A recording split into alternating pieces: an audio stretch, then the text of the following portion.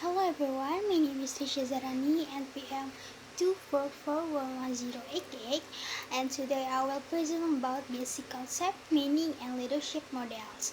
In this presentation, I will discuss what leadership really means, the fundamental concept behind it, the key elements that shape leadership, and also the different leadership models that are commonly used in organizations. Leadership is an important skill that everyone should understand, not only for managers or leaders, but also for anyone who wants to work effectively in a team. So let's begin this presentation.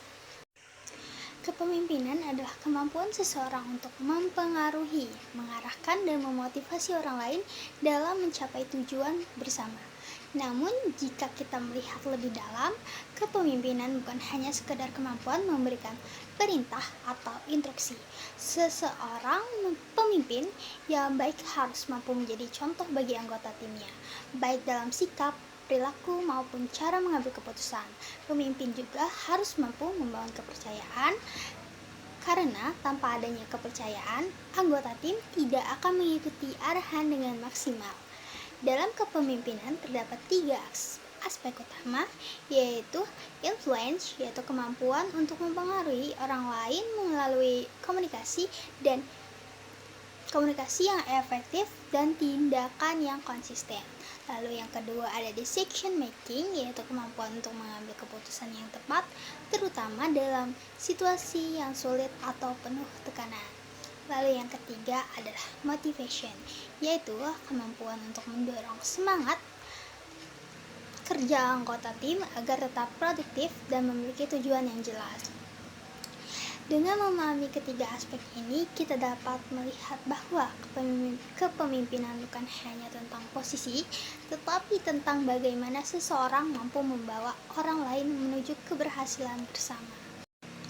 Konsep dasar kepemimpinan melibatkan hubungan antara pemimpin dan pengikut. Kepemimpinan tidak dapat berdiri sendiri tanpa adanya orang lain yang dipimpin. Oleh karena itu, interaksi antara pemimpin dan anggota tim menjadi hal yang sangat penting.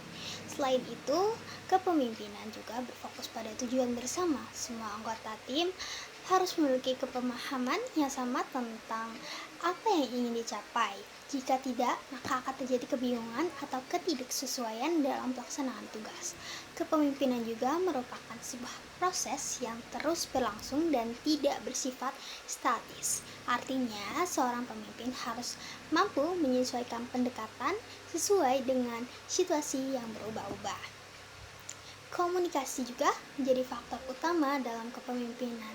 Tanpa komunikasi yang baik, informasi tidak akan tersampaikan dengan jelas, sehingga dapat menimbulkan kesalahan dalam pekerjaan.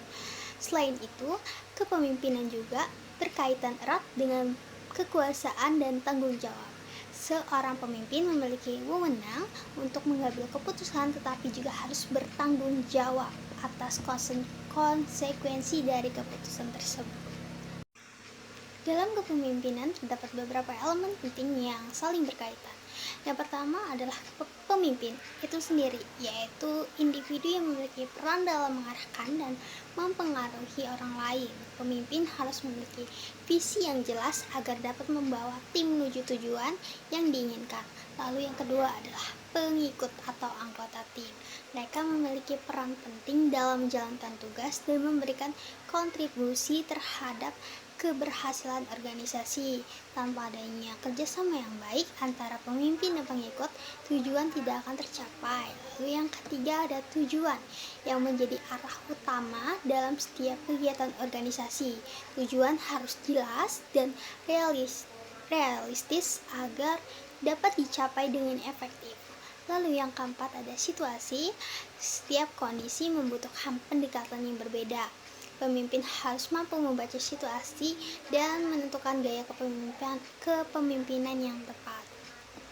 Lalu yang terakhir ada komunikasi, yang menjadi penghubung utama antara pemimpin dan anggota tim dalam menyampaikan informasi, arahan, dan evaluasi.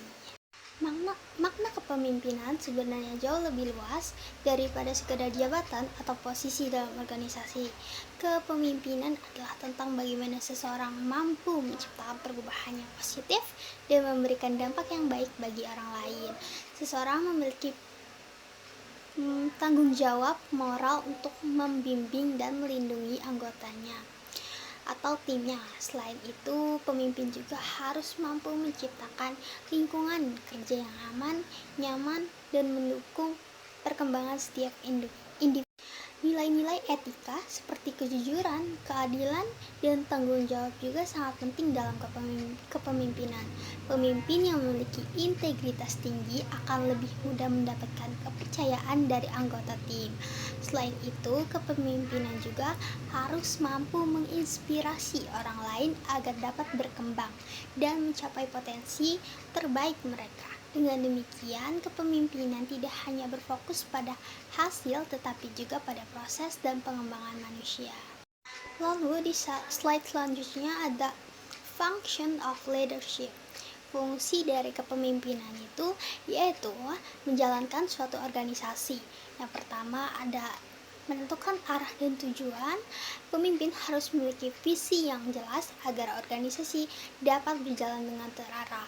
Lalu yang kedua ada pengambilan keputusan, yaitu pemimpin harus mampu mempertimbangkan berbagai faktor sebelum menentukan keputusan yang akan diambil.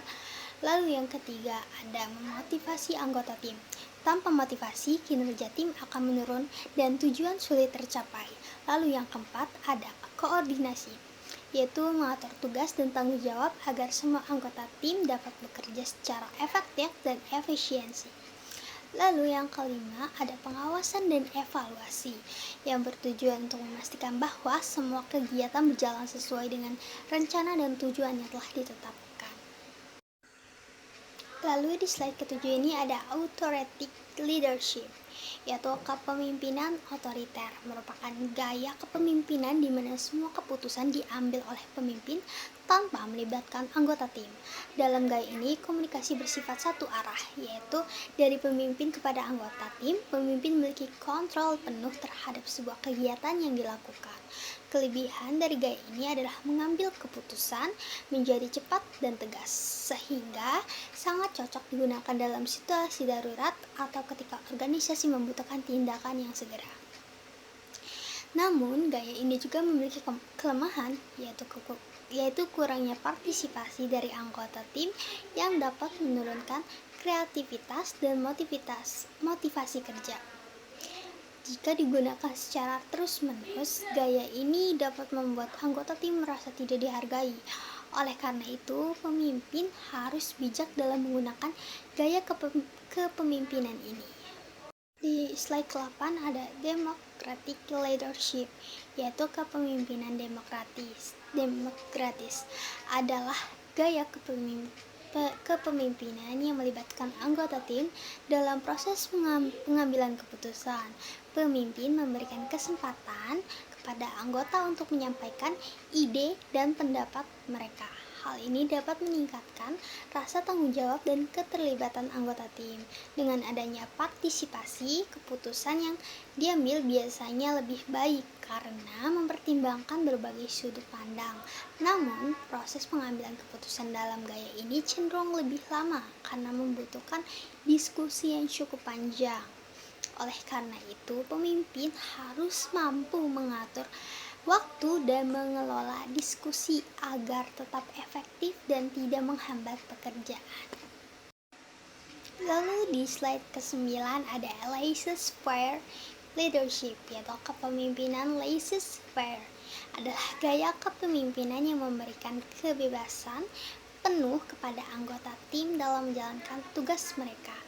Pemimpin tidak terlalu banyak campur tangan, tetapi tetap memberikan arahan umum dan melakukan evaluasi terhadap hasil kerja.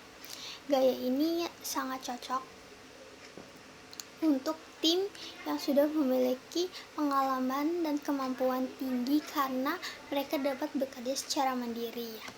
Kelebihan dari gaya ini adalah meningkatkan kreativitas dan inovasi, namun jika tidak ada pengawasan yang cukup, dapat menyebabkan kurangnya arahan dan koordinasi. Oleh karena itu, pemimpin tetap harus memastikan bahwa tujuan organisasi tetap tercapai. Kesimpulannya, kepemimpinan merupakan aspek yang sangat penting dalam keberhasilan suatu organisasi. Tidak ada satu gaya kepemimpinan yang paling benar, karena setiap situasi membutuhkan pendekatan yang berbeda. Seseorang pemimpin yang baik harus mampu menyesuaikan gaya kepemimpinannya dengan kondisi tim dan lingkungan kerja. Selain itu, pemimpin juga harus memiliki kemampuan komunikasi yang baik, mampu memotivasi anggota tim, serta tanggung jawab atas setiap keputusan yang diambil.